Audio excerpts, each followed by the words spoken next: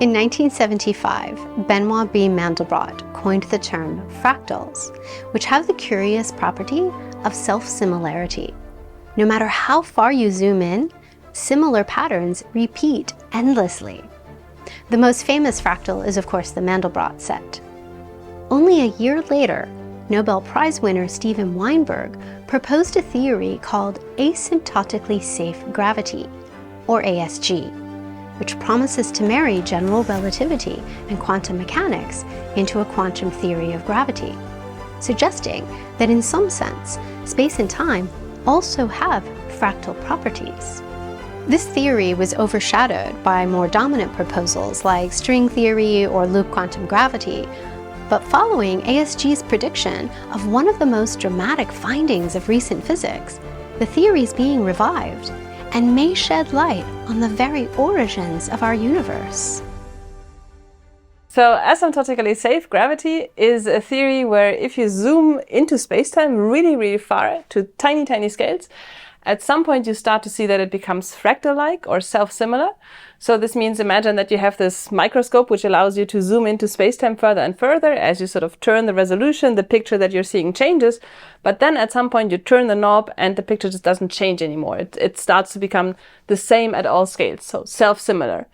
And this means that you can go down to arbitrary, unimaginably tiny scales and you know what the structure of space-time is like because it's just the same structure that you saw at bigger scale. People believed for a long time that when you go with quantum gravity in this standard way, that you get quantities that become infinite. What is new in asymptotic safety is that the calculational methods have developed and one can now do a non-perturbative calculation. And that points to the direction that there is actually no such infinities. So one is safe from infinities. So asymptotically safe refers to a property that the interactions in a theory have. Interactions of, for instance, different particles in a theory depend on the energy of those particles. And those interactions can in particular have a property that they become very, very big as you go to high energies. And if they do that in a theory, then that usually signals that this theory breaks down and it needs something new, it needs some form of new physics. And now if you have asymptotic safety and things become self-similar, this means that all of the interactions stop growing as a function of energy and instead they just become sort of constant because as you zoom in further, as you go to higher energies, you're always seeing the same thing. And so therefore you're safe from these, we call these sort of ultraviolet divergences. So this is what the safety refers to, is sort of the symmetry that space-time has protects you from sort of catastrophic growth of interactions. This is similar to another concept that you might have heard in the context of the standard model of particle physics, that is asymptotic freedom. This is something realized in the case of the strong interaction that governs the interaction and the binding of nuclei. And in that case, the interaction gets weaker and weaker as one zooms in. That means weaker and weaker as one goes to very high energy. And asymptotic safety is similar in this respect, in the sense that in the interaction reaches a regime where it does not change anymore. But instead of getting weaker and weaker and vanishing, as in the case of strong interactions, it reaches a constant. And this constant defines the theory at very high energy. And so the only new ingredient is the symmetry that makes space-time become self-similar. And so if you want to sort of not be too radical or crazy in the new ideas about space-time that you're postulating, as long as we don't have an experimental way of probing that, then I would say then asymptotically safe gravity is sort of the theory for you. It's not a theory of everything. You have to add to gravity, of course, the fields, for example, of the standard model of particle physics. Gravity is not the only interaction we know. It just tells you there is a possibility that a very economical scheme where you just have, let's say, the standard model for strong and electroweak interactions plus quantum gravity, that can work. One of the most exciting aspects of ASG is its ability to compute the values of parameters in the standard model particle physics. These are taken to be free parameters with no explanation of why they take on the values they do. But if a theory can compute these from first principles, that would be a staggering achievement. The requirement that the whole thing, so gravity plus matter, is asymptotically safe can enhance the predictive power of the theory and determine some of the parameters of the standard model. And indeed, one of the predictions of asymptotic safety is the ratio of the top mass over Higgs mass. And this comes essentially in the range that is compatible with experiments. We predicted the mass of the Higgs boson to be 126 GeV, plus minus a few, and it was found many years later to be 125 GeV. So that was the first real asymptotic safety prediction, and it turned out to be true. The main idea is to say that if you have a microscopic regime that this is governed by the scale symmetry, then there will be sort of imprints or echoes of that symmetry, remnants of that symmetry, if you will, as you zoom out and you go to much larger scales. And a particularly good place to look for these remnants of the symmetry, or for the imprints of the symmetry, is in the interaction of gravity with matter. Because if you want to have this fractal-like behavior of space-time, and you want that to persist as you add standard model matter to it, then it turns out you can't just do that in arbitrary ways. You can only do that in ways where, for instance, some of the interactions in the standard model are fixed to particular values. And then, excitingly, of course, the LHC has measured the values of these interactions because those are important quantities in particle physics. And so at the moment, work is ongoing where we are trying to compute these constants from theory with more and more precision. We have computations that seem to agree with standard model values, but they have huge systematic uncertainties. And so the challenge is to make these computations better and better and see whether the predictions agree with the data that we have. But so in a nutshell, the idea is that macro physics, and macro in this case is what we measure at the LHC, emerges from the microphysics in such a way that you can calculate the consequences of microscopic properties at the macroscopic level. In order to compute the mass of the Higgs boson, you need the coupling of this field to other fields, let's say to fermions, and you need the so-called self-interaction of the Higgs boson. So you compute these quantities, you find what is their value at a very, very short distance scale that we call the Planck scale. And then you can extrapolate to the distance scales where the Higgs boson is observed at the LHC, and you find a value. So it's a real calculation, and you cannot avoid it, in my view, because this fixed point predicts precisely what this coupling is at very short distances. So it's a genuine prediction. It's not a speculation. The mass of the Higgs boson or the mass of the top quark, those are constants that in the standard model are just free parameters, but we believe that through this interplay with asymptotically safe quantum gravity, they become computable numbers. If we can really explain them, then I think that would be a big deal and an indication that these ideas about quantum gravity are correct, but also a way to answer really long-standing questions in particle physics. When the LHC was switched on, many physicists hoped it would find evidence of supersymmetric particles that were predicted by string theory and considered good candidates for the mysterious dark matter that pervades the cosmos. But ASG's calculation of the Higgs mass ruled out most supersymmetric models. And indeed, so far, the LHC has no evidence of supersymmetry.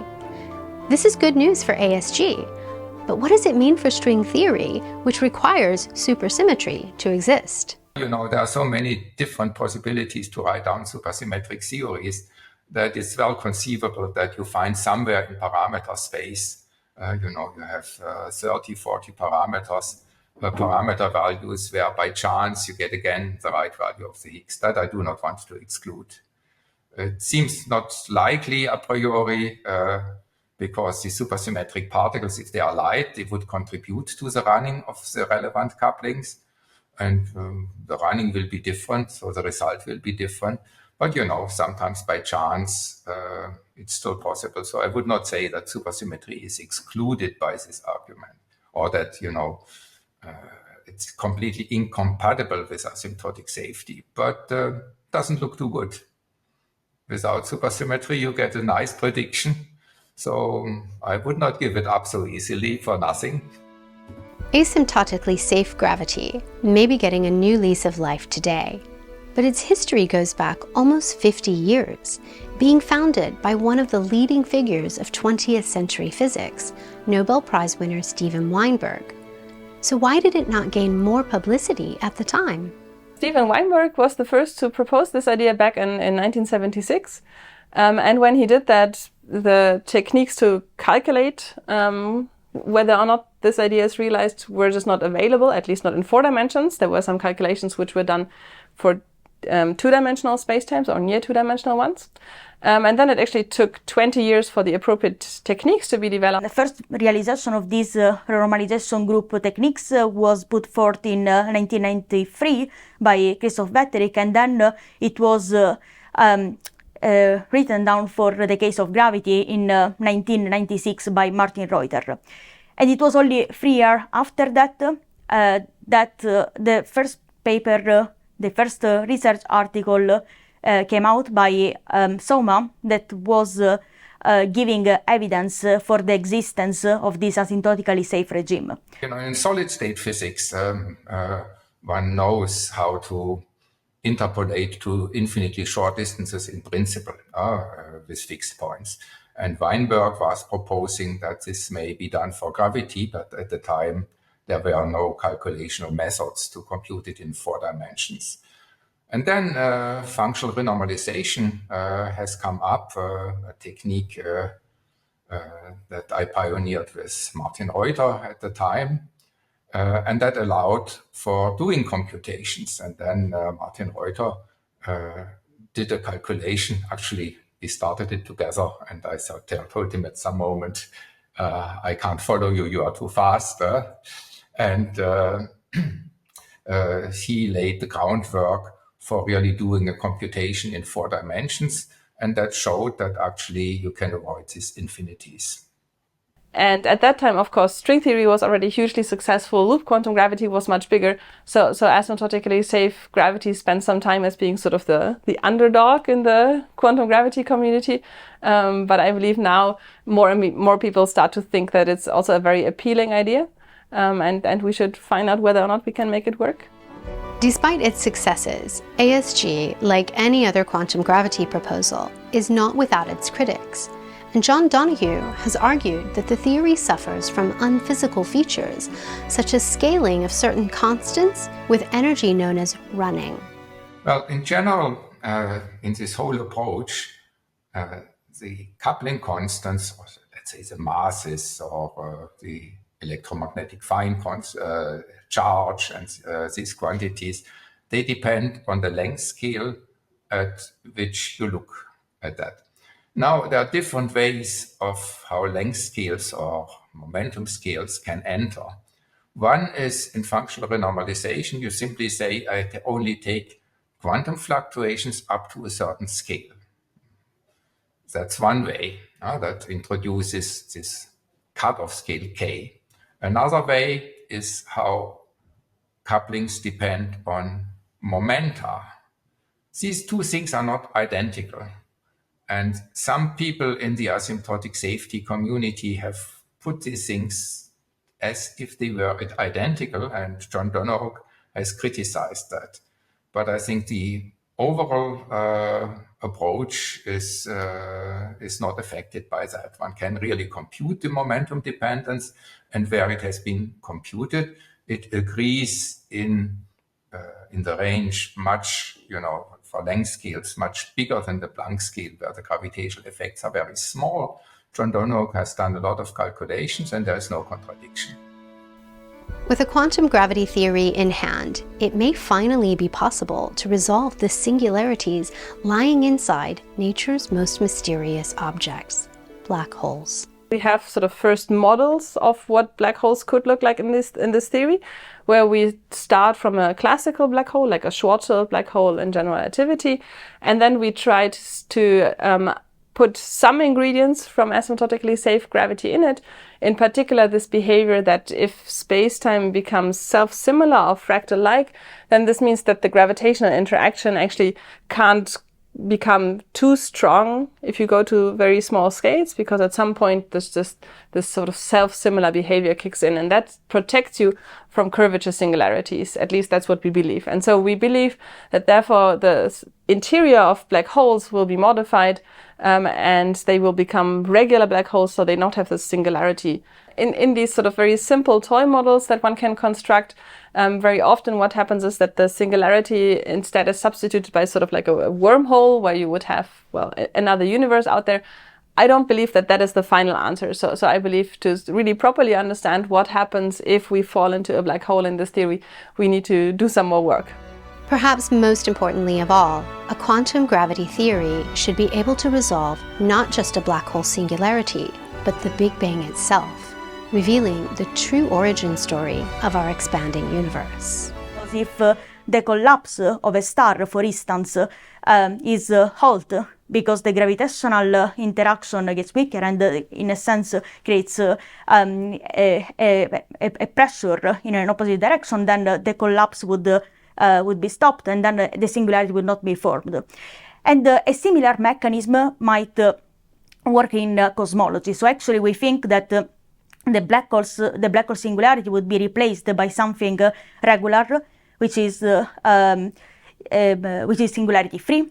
And in terms of cosmological evolution, two scenarios that have been investigated are the emergent universe scenario and bounces, as in loop quantum gravity. The mechanism should be similar, but in the case of asymptotically safe gravity, the dynamics would be different, because it would not be the same dynamics as in general relativity, which is very much the starting point of loop quantum gravity, but it would rather be something more complex, and this more complex is really due to the non-perturbative nature of gravity in asymptotic safety. Inflationary cosmology posits that the early universe went through an extremely rapid period of expansion driven by a hypothetical field called the inflaton.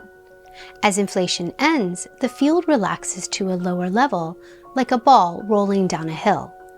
The shape of the hill is known as the potential, but how high the ball was to begin with, and what the shape of the potential is, are not predicted by inflationary theory, but instead are free parameters, making the theory less predictive than we would like.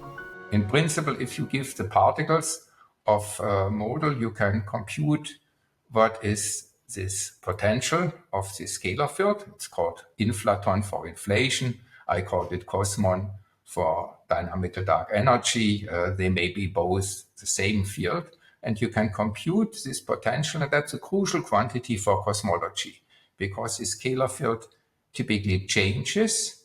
So it explores its potential. And if you can compute it, you can make predictions.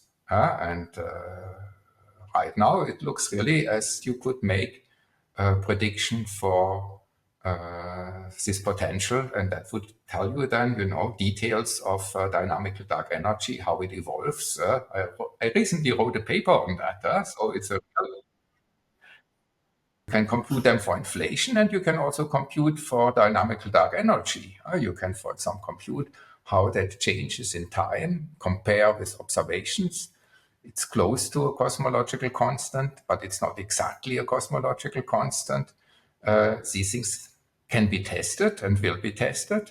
And, I'm pretty optimistic that these calculations, for which we have only the first ones right now, but they will become more and more substantial. And at the end, there's real prediction on what cosmology should do. If inflation did happen, we can still ask, what was before? Do we live in an emergent universe where the cosmos expands after being in an infinitely long static state? Or a bouncing universe, where our expanding universe was preceded by a collapsing one? Or something else? One sort of possibility within this context of asymptotic safety is that you have something like a phase transition from some sort of phase of space-time that isn't even like a space-time geometry. So something that is very difficult to picture in sort of intuitive terms, but think of a sort of phase that is maybe sort of atom-like, sort of atoms of space-time-like, no continuous space-time, no continuous time exists yet, and then you sort of go through a phase transition, like a transition from sort of gas phase to fluid phase, and this is where space-time emerges. So this is, for instance, a scenario that would be conceivable in such an asymptotically safe setting. But this is really all speculation, so much more work is needed. I think it is very much open because in asymptotic safety, and in particular in the regime of very high energy, that is exactly the regime that is important to describe the early evolution of the universe or the black hole interior, the gravitational interaction is non-perturbative. So in practice, the dynamics will be highly complicated. There can be estimates of how this would go, but we need more precise calculations that would allow us to distinguish between one scenario and another. The inflaton field that is thought to drive inflation violates the singularity theorem proven by Penrose and Hawking. But another theorem, proven by Borda-Guth and van Lanken, says inflation is not enough to remove the Big Bang singularity, and a quantum theory of gravity is still needed. Some have even suggested that this theorem proves the universe had a beginning, but Christoph Wetterich disagrees. For the Big Bang, I personally think that there is no singularity. Even standard inflationary models, it is for them where everything seems to be singular at the Big Bang, it is often a question of the right choice of fields. And sometimes you get singularities that only come from a bad choice of fields, like a bad map of Antarctica, let's say, where the South Pole is a whole line instead of a point. In this case, it's not a physical singularity. And the simple models of inflation and asymptotic safety is compatible with simple models of inflation. They seem not to have a real physical singularity. It can be in physical time, it can be extended to the infinite past. One really has to think a bit more carefully about what is time. Time is typically given by periodic movements, by counting the ticks of a clock. So if we look, for example, at the oscillations of the photon field, which is one of the dominant fields in early cosmology, in the standard Big Bang picture, actually, when you go towards the Big Bang, it ticks faster and faster. Tuck, tuck, tuck, tuck, tuck, tuck, tuck, tuck, becomes faster and faster. But then there are other pictures, better choices of fields, where it just ticks normally. And if you count the number of ticks that would go to this would-be singularity, it's actually infinite. So the universe, in this sense, lives since an infinite time. Perhaps I should make a little word on it. We always, often formulate things as if space would change and things like that. That's a bit on a questionable side, because the only thing that actually changes are the values of a field, the metric field. And we use this metric field in order to define geometry. And if this field changes, we say our space-time is changing. But this field is not unique. You can define a different version of the metric field just by a field transformation that doesn't change any physics. And all of a sudden, the singularity disappears. And you have a completely regular description. One of the most curious features of the cosmic microwave background, the earliest light in the universe, is its nearly perfect scale invariance. Can ASG shed light on this property? Well, there's a very important symmetry, and if you have asymptotic safety, and that's quantum scale symmetry. Because at these fixed points, there are no scales, no length scales, no mass scales, no momentum scales. This is actually really a genuine fixed, genuine feature of the fixed points. Now, cosmology, if it starts in the infinite past at this fixed point, it will evolve away from it.